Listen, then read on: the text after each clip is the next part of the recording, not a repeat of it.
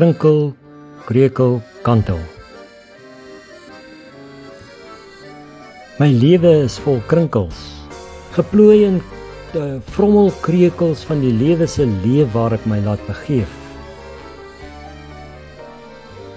Die krinkel het my gekrekel soos my hemp ongestruikel aan my hang deur die sweet geplooi en my verslons en onmooi los om gekrekel en gebondel vrommel op my weg te gaan met my brein verskrompel baan. Gekrinkel, gekrekel, geskommel, is my lewe onseker gedommel. My lewe winkel, selfs op my kruk se kantel, terwyl my brein rondom talie draai om die regte keuses te raai wat nog meer onsekerhede saai deur 'n storm in my brein verwaai.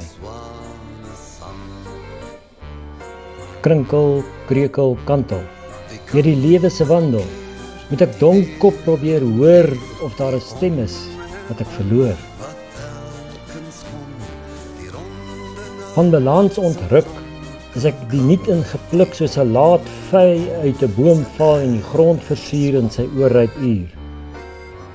Omgekantel deur die lewe se wandel, voel ek 'n hand wat my vashou, my van omval weerhou.